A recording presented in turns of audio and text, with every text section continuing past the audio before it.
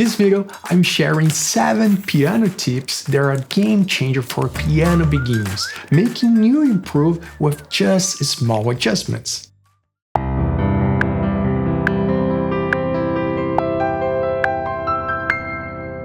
These aren't the usual practice slowly tips that you typically find. I'm talking about useful techniques to help you improve faster with less frustration.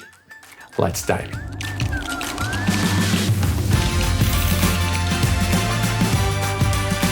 Every time you play something, for example, fill, play the same fill in different octaves, forcing your hands to jump around. For example, I'm playing this fill over the C major chord, C, E, G with C. So I can play like a one time over here and then move.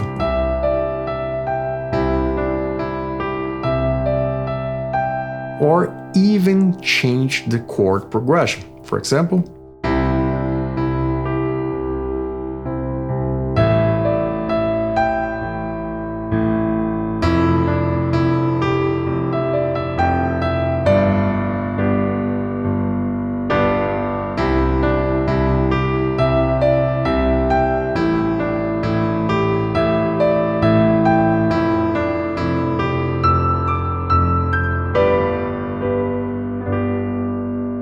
this will give you extra skill to play songs different every time.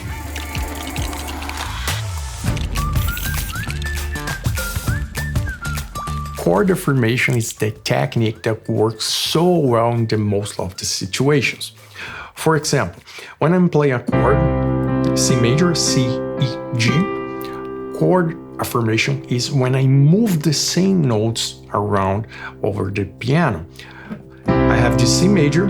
When I move this C over here, I have C, and I move this E over here, making those inversions. So C major, also C major, also C major. But the way you play those inversions that make the chord affirmation. For example, if I play the C major and then start to moving,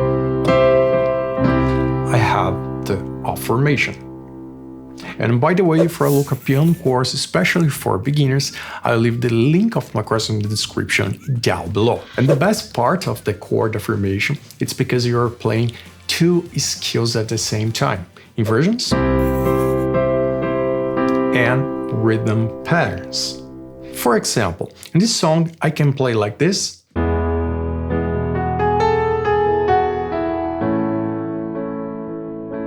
or I can make the same chord, which is an A major, with chord affirmation. It would sound like this.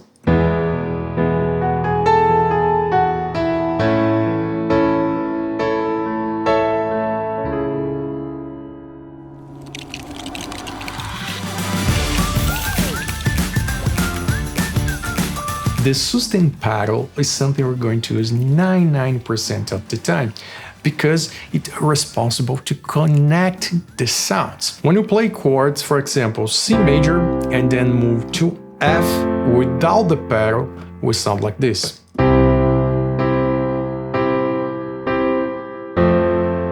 Now, with the pedal,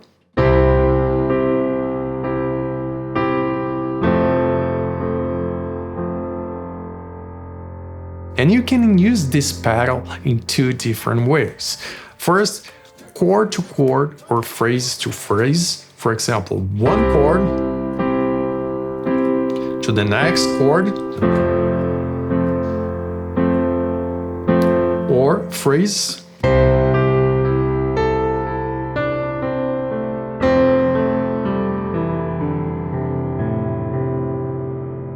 or when you notice this sound becoming unclear. For example, like this.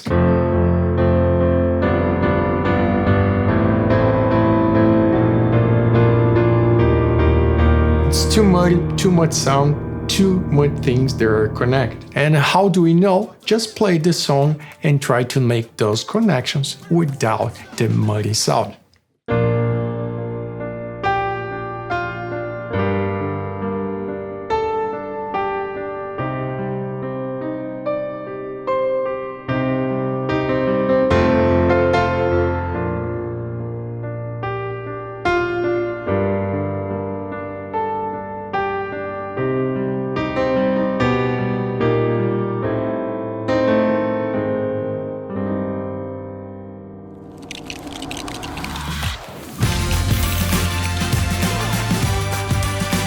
If you're trying to improve your technique, especially to play fast and clean, the metronome is the key to help you with this task. For example, let's say you want to build a technique to play arpeggios really fast.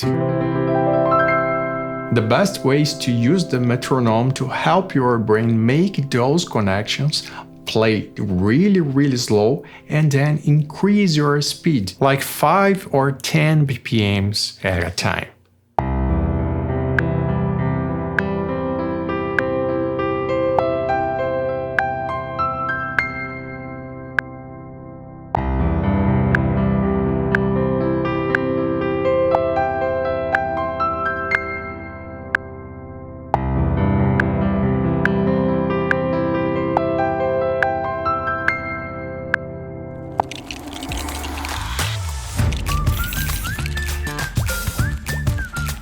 One thing that I noticed over these 30 years of playing, sometimes you have to give yourself a room to make mistakes. What I mean by that? For example, let's say I'm playing this song.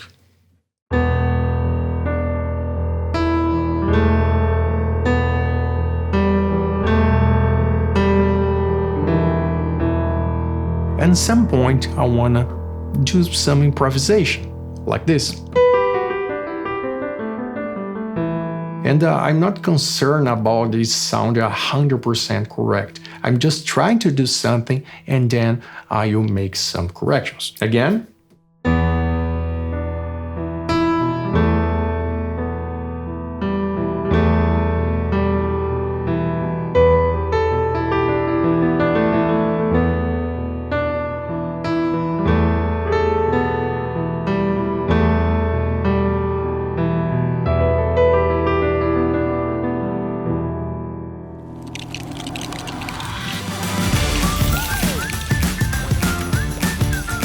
Track down everything you are doing on the piano by just having a practice journal. Doesn't matter if it's going to be on paper or digital. Start with the date, what you are doing,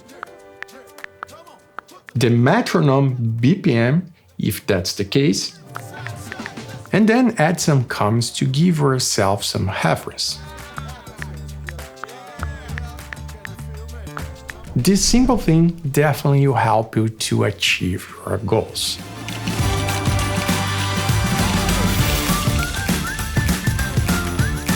Without consistency, all your progresses will fall apart. I know you already know that, but the real message here is to make the consistency fit into your daily routine, not the other way around. And the best way to do that is to start really small, like 1 or 2 times per week with sessions with 15 or 20 minutes. And after a while, add more time, more days, and so on. And the real reason I'm telling you this, after the fresh start, it's completely normal your motivation go down. So you have to be prepared for that. You have to be a plan to keep going and to keep yourself on track. And by the way, if you need help with that, to keep going, to make more with less effort, just click on this video here. So thank you for watching and I see you in the next tutorial.